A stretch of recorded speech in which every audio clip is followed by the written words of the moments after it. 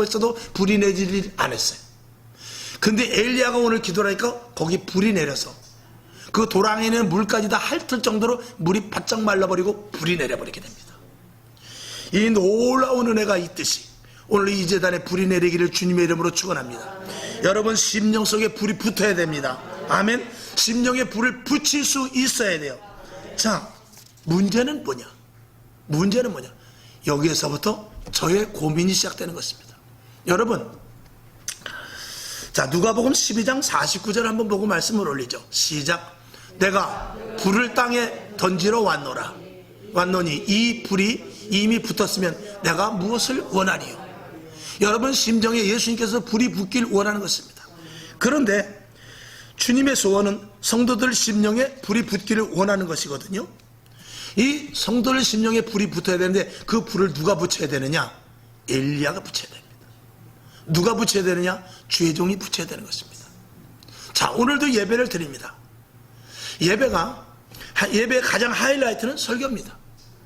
설교 말씀, 물론 모든 예배가 중요합니다. 순서 대표 기도로 시작해서 그 다음에 안내위원으로 안내 쓰는 시작으로부터 들어와서 묵도하면서 앉은 이 시작, 또 찬양, 이 모든 것들이 중요합니다. 그런 곳에서 하나님의 임재가 임하고 주의 기름 부음의 역사가 나에게 이렇게 감동되며, 그리고 하나님이 오늘도 예배를 받으시는구나 하는 것들이 느껴지게 되죠.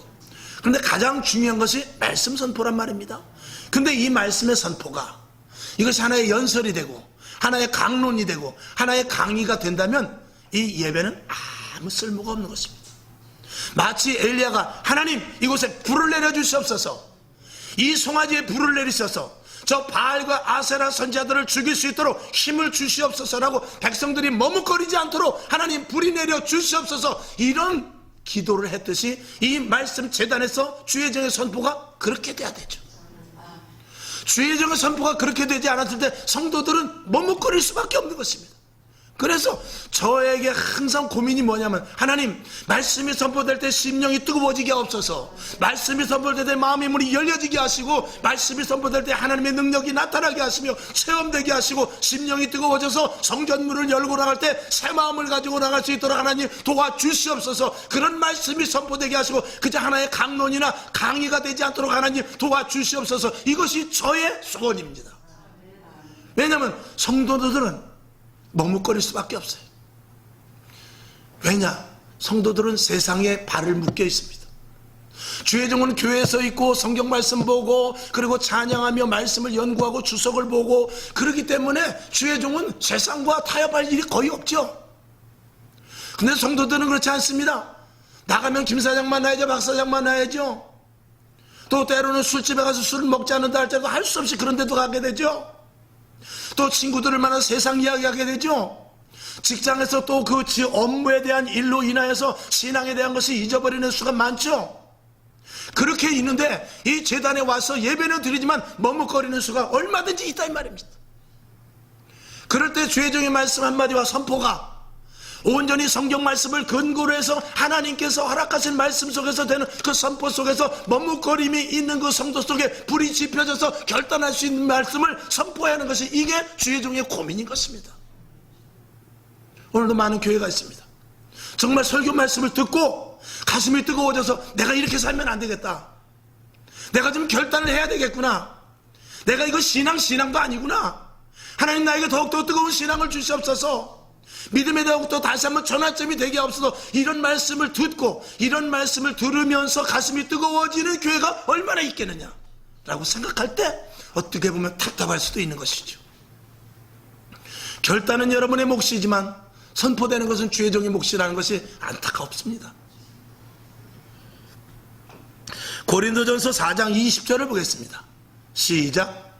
하나님의 나라는 말에 있지 아니하고 오직 능력에 있습니다. 아멘. 초대교회는 베드로가 설교할 때마다 그들이 가슴이 찔려서 내가 어찌할꼬 그랬어요. 뭐 소리만 지르면 다냐, 말씀만 전하면 되겠지.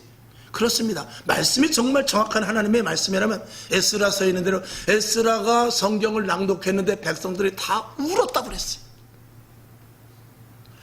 오늘도 하나님의 말씀이 조용히 말씀이 선포되던 소리 질러 말씀이 선포되던 가슴 속에서 울 수 있어야 돼요. 그리고 가슴 속에 뜨거운 불이 붙을 수 있어야 돼요. 그리고 믿음에 대해서 다시 한번 결단하고 일주일을 살아갈 수 있도록 그렇게 돼야 된다 이 말이죠. 그렇게 되지 못하는 예배는 그게 무슨 예배입니까? 침묵이죠. 그냥 와서 얼굴 보고 밥 먹고 가는 것이죠. 그런 예배는 하나님께서 말씀하신 말락에서 있는 대로 뜰만 밟을 뿐입니다. 이사야서 있는 대로 뜰만 밟고, 그리고 그런 예배 성전문을 닫았으면 좋겠다라고 말락에서 선장한 대로 제발 교회 문을 닫아라. 그게 무슨 예배냐? 나는 없고 니들끼리만 와서 예배드리는데 그게 무슨 예배냐? 니들끼리 주고받고 웃으면서 즐겁게, 그리고 평안하게, 평온하게, 마음을 좀 시원하고 그리고 평안하게 한다고. 하나님은 그걸 원하는 게 아닙니다. 더군다나 이제는 마지막 시대입니다. 심령 속에 불이 붙지 않으면 무엇을 하겠어요? 마음속에 눈물과 통회와 자복이 없이 무엇을 하겠습니까?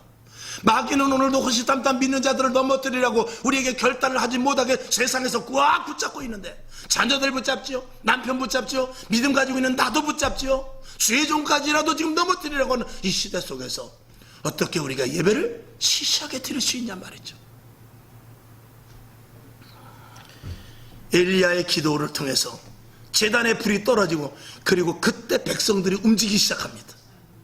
움직여서 바알과 아세라 선자를 잡아 죽여서 기론 시내에 처형시키는 그런 일이 일어납니다. 이게 어디서부터 일어납니까? 엘리야의 불의 내림에서부터 나는 것이죠. 이게 저의 숙제입니다. 제가 가진 이게 날마다의 딜레마인 것입니다. 설교는 하지만 과연 성도들이 어떻게 듣는가? 결단을 하는가? 마음이 뜨거워지는가? 그리고 세상에 나가서 정말 빛과 소금의 역할을 감당하는 우리 성광교인들이 되는가? 이런 것들이 항상 저에게는 숙제란 말이죠.